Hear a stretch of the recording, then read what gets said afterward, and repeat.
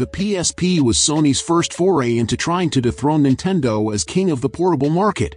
He has accumulated a large library of games throughout his life, filled with some of the best RPGs ever made. And in this video I will show you the best RPG games on the PSP. With how popular the Trails games have become in recent years, it can be tricky to remember that the series had its start on the PSP. The Legend of Heroes, Trails in the Sky would birth one of gaming's richest and most sprawling worlds, and yet who would have guessed this game's impact when it first came over to the West as a relatively late PSP game in 2011. Telling the coming-of-age story of Estelle and Joshua trying to become bracers, Trails in the Sky excels at telling a deeply personal narrative against the backdrop of a large-scale conflict, a storytelling philosophy that would come to define the series. While the Trails series would continue to grow in scale and ambition, there's still something deeply touching about this first outing on the PSP. The PSP brought a lot of remakes from its home console siblings into the hands of players on the go. Some of them included a lot of rework, while others chose to not mess with the good thing that the original game was. Star Ocean: Second Evolution is one of the latter, although it did feature updates to the battle system to keep things fresh. It looks good, it sounds great, it's fun, and that earns it a place in our list. Crimson Gem Saga doesn't so much try to reinvent the wheel as it does refine it. A fairly standard JRPG-style game, Crimson Gem Saga nonetheless stands out for its impressive level of polish across all aspects, from its painterly art style to its surprisingly star-studded English dub voice cast. Hi, Troy Baker and Laura Bailey. A lot of this quality is thanks to Atlas publishing the game, a company known for putting the time and effort into localizing its games. The result is an underappreciated PSP RPG brimming with an engaging cast of characters, customizable battles, and a terrific soundtrack. The Disgaea series, with its over-the-top leveling and damage-dealing possibilities, can be a divisive series among RPG players. But you don't have to shoot for level 9999 to enjoy Disgaea 2: Dark Hero Days. In fact, it's probably better if you don't spend your time that way, because you could miss out on the second plotline written specifically for this PSP port, in which Axel, the self-styled Dark Hero, is fleshed out as a much more interesting character than he was shown to be in the original PlayStation 2 game. But no matter how you play, it's easy to find at least one of Disgaea 2's many gameplay options that you'll enjoy for as long as you choose to play. There's no shortage of ways to play Final Fantasy IV. Pick any Nintendo or PlayStation system from 1990 onwards, and there's probably a 30 to 40% chance you can play some version of Final Fantasy IV on it. And yet, despite its over-accessibility, Final Fantasy IV, the complete collection, still stands out as one of the superior versions of this iconic RPG. Alongside having the original game, Interlude, and the After Years all packaged in the one place, this PSP version also includes some of the sharpest sprite work to come out of a Square Enix game that doesn't include the HD 2D or Pixel Remaster labels. While YS7 took the series in a welcome new direction, YS, the Oath in Felghana represents Falcom at the height of classic game design. True to the series' roots, this game features Adel Kristin as the lone playable character, but outfits him with a repertoire of ability-bestowing magic rings. Imagine a Link to the Past, but with all of the fat trimmed and the speed kicked up several notches. Featuring incredibly tight pacing, arguably the best soundtrack in YS history, and lightning-fast gameplay where skill is paramount, The Oath in Felghana is the action RPG distilled to near perfection.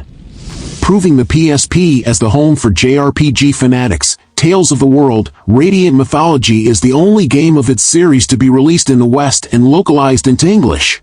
To be more specific, Tales of the World is a spin-off of the Tales franchise, which has been around since 1995 and is still going strong to this day. The game's Metacritic score sits at 66, an average rating. However, it earns a place on this list for being the only official release of this series in the West thus far, one of the more unique games on the console. Half Minute Hero is the role-playing game that better respects your time. Unlike so many others, controlling the hero chosen by the Time Goddess, players must travel the land to stop the ultimate evil lord and his minions, who all can cast a spell that can destroy the world in 30 seconds. During these 30 seconds you'll have to defeat enemies in a very straightforward combat system, and reset back the countdown and defeat the bad guys. Despite being a remake of a 1995 Super Famicom game, Tactics Ogre: Let Us Cling Together still feels like an impressive feat for the PSP. The sheer amount of gameplay is staggering, with a completionist playthrough taking in excess of 200 hours. The beauty of Tactics Ogre is that it always supplements this scope with substance. A mature storyline about warring factions, deep strategy RPG systems that you can easily sink your teeth into, and ridiculous levels of choice in both the direction of the plot and your party ensures this is one game that will be spending a long time in your UMD drive.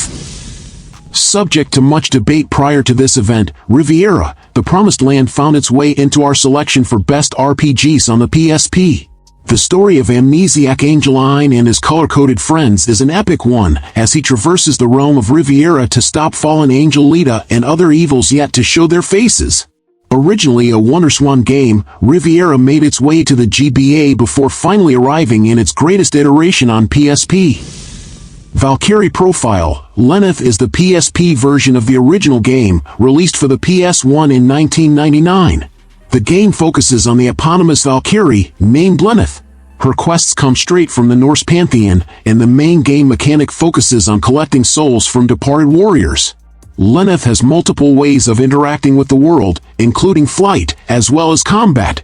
The overworld is explored in 3D, and Lenneth can scan the world for nearby points of interest, including Einarjar, the souls that you need.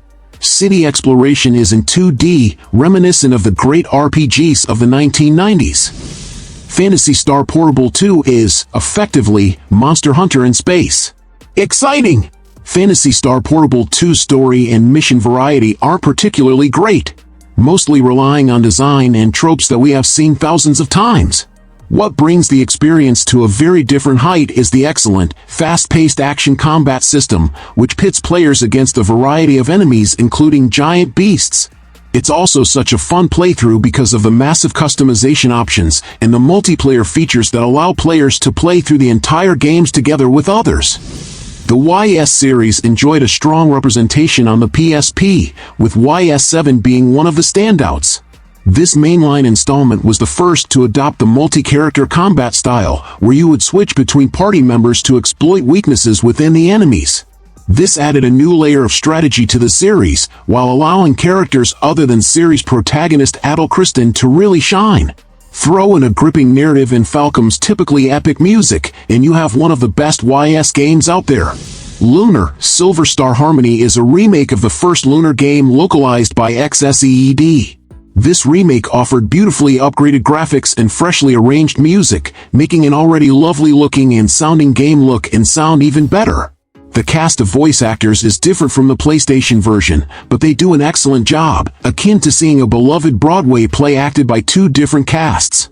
XSEED also did a great job on freshening up the localization. The working design's humor is still there, but anachronistic 1990s pop culture references are absent, making for a more timeless narrative. The controversial design choice of more streamlined dungeons and less punishing difficulty keeps Silver Star Harmony from ranking higher, but it always and forever remains an exceedingly charming RPG classic that any genre fan will adore. Level 5 treated PSP players with Jeanne D'Arc, a one-of-a-kind strategy RPG that is a loose retelling of Joan of Arc in the 100 Years' War. Emphasis on the word loose. Yes, there are fantastical elements thrown in to help the game appeal more to the JRPG crowd, but the heart of the story isn't lost at all. Jeanne D'Arc still hits all the emotional beats you would expect from a level 5 game and pays its historical foundation enough respect to make for a groping experience on the PSP. Among tactical role-playing game, the Valkyria Chronicles series is in a league of its own. Valkyria Chronicles II represents a complete tonal shift from its predecessor, presenting a lighthearted military academy setting in place of a full-on war. Avon Harden's curricular activities in the Lonseal Military Academy are hardly representative of the climate the academy operates in. This creates a weird separation that does lessen the experience. The best thing about Kingdom Hearts, Birth by Sleep, is that it understands how to deliver a quality experience within the confines of the PSP. Instead of trying to replicate the scale of the mainline console games and falling short, the developers at Square Enix reworked the Kingdom Hearts formula to fit incredibly snugly on the PSP's 4.3-inch screen. The battle system has been tweaked to work with the PSP's limited controls, and the different Disney worlds are the perfect size for a portable game. The story also doesn't require you to take a course on Kingdom Hearts lore before playing it. Instead, it is perfectly content to tell a touching prequel tale about three friends venturing out into the world to find their missing master. Eating gods sounds like a typical Japanese video game concept. And so is saving the world in the process. God's Eater Burst has been heavily inspired by the Monster Hunter series, but the twists to the formula gave rise to a series that is still quite popular nowadays. Instead of tracking down monsters, you will be hunting down origami in a post-apocalyptic world. Perhaps the weakest of the many great PSP-exclusive RPGs, The Third Birthday is the third game in the cult classic Parasite Eve franchise. The gameplay should be somewhat familiar to fans of the older games, and the story even features characters from the prior titles. While it was nice to see the franchise return after so long, it was not exactly what fans were hoping for. Maybe a proper console continuation will come out in the future. Perhaps the only game that has ever started and ended with the same battle, Z.H.P Hero Project, Unlosing Ranger vs. Darkdeath Evilman came out of nowhere to be one of the truly great games on PSP. Its storyline is both mature and humorous, with characters who go through true story arcs to become people who you really want to root for. Its unusual form of turn-based strategy kept things fresh even for veterans of the genre, and with great music, voice acting, and visuals, what is there not to love?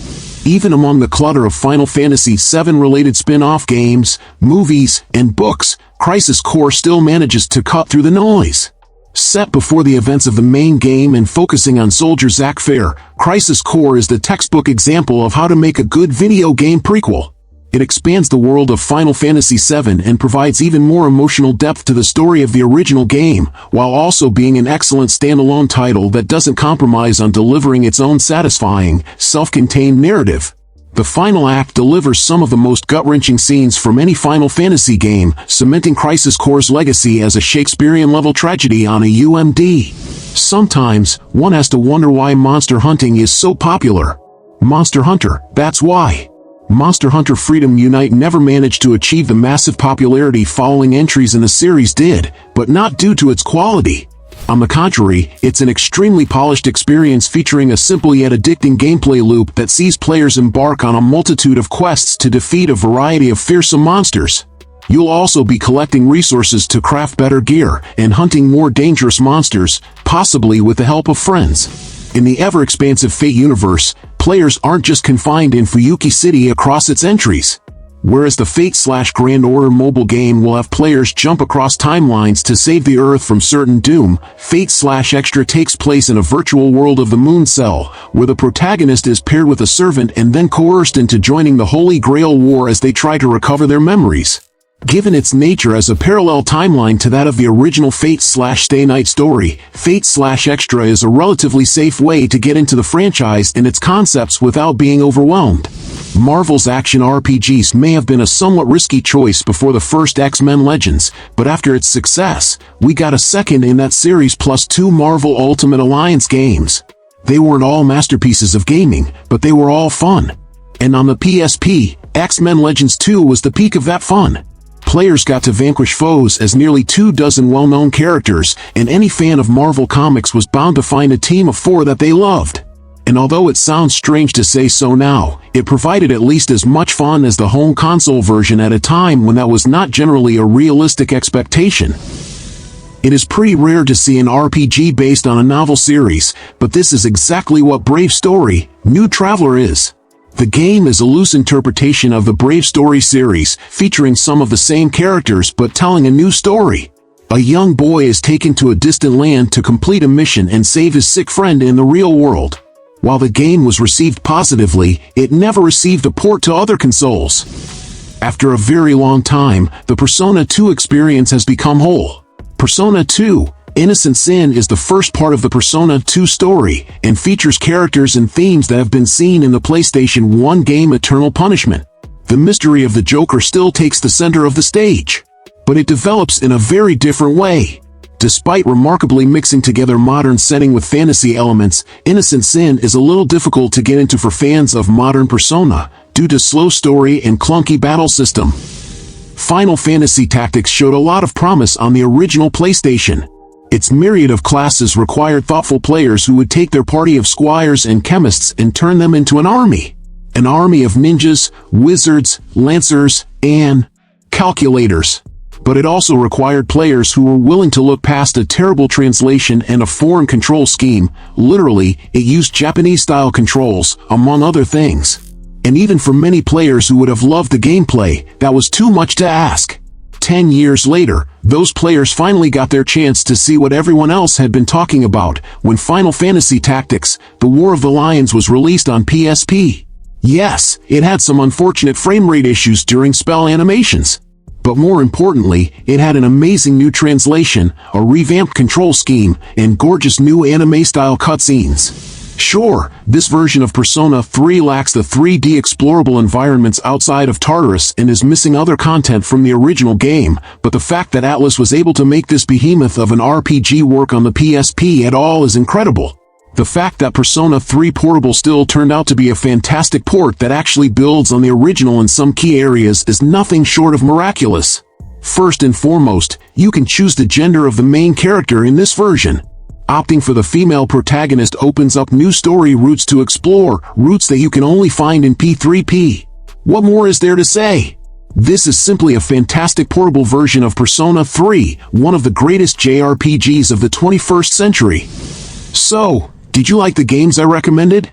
So leave your like, subscribe to the channel to follow me, and activate the bell because I post a lot of videos on this channel and you can't miss it. Thank you very much for following me this far, and until next time, bye.